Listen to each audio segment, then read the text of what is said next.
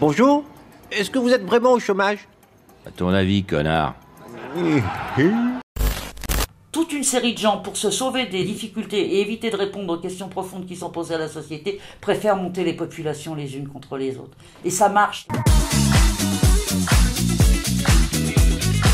Les chômeurs et précaires n'en sont pas responsables. C'est un choix politique, c'est un système politique. On est de plus en plus dans une société de précarisation. On dit chômeur, mais il y a quelque chose qui est né aussi dans les 15 dernières années, c'est la notion de travailleur pauvre. Et qu'est-ce que c'est qu'un travailleur pauvre si c'est pas un chômeur à temps partiel? Le nombre de travailleurs pauvres, c'est la démonstration que tous les discours sur chômeurs profiteurs, c'est du pipeau.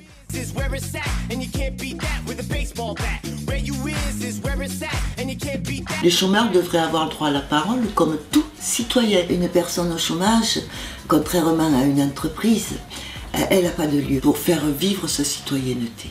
Les démarches sont de plus en plus complexes dues à la dématérialisation aussi. On ne tient pas compte de la fracture numérique, déjà qui sont isolés, mais en plus il n'y a plus de lien créé avec les personnes.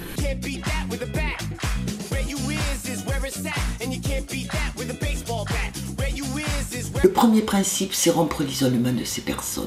On n'est pas exclu à partir du moment où on appartient à un groupe. On a du mal à faire comprendre que quand on est au chômage, il ne faut pas se retrouver tout seul. Et trouver des réponses, suffisamment de permanence, suffisamment de moyens d'organiser les personnes. Toutes les organisations de chômeurs, elles partent du même principe.